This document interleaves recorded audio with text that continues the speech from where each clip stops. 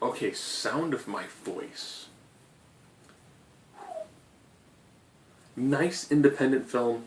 You have two people who have regular jobs who decide that they want to become investigative journalists and they know of a cult.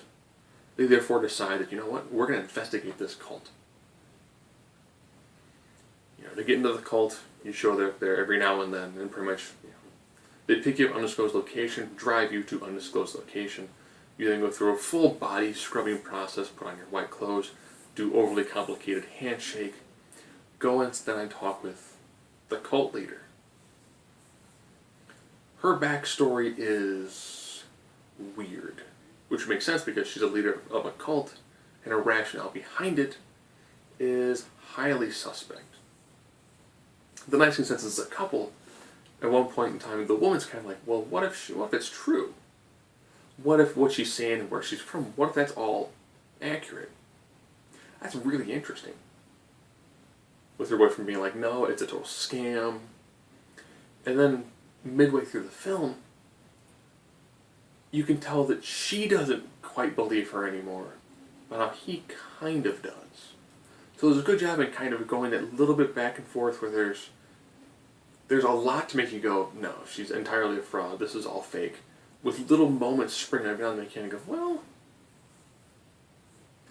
for sake of the film, she could be. And then right back to, there's absolutely no way she could be. There's some little moments here and there. No, there's no way that she is.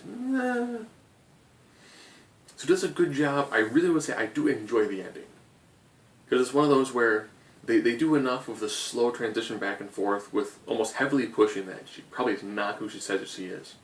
With the occasional moments where you're like, you know what, she actually could be who she says that she is. She actually could be a true person when it comes to what her backstory is. So interesting movie. The nice thing is it's a little over an hour and 20 minutes. So it doesn't hit a point where it takes such a long time to get through. So it's like they knew they had a film that didn't have, there's not an hour and 30 minutes worth of stuff you can do. There's not 2 hours.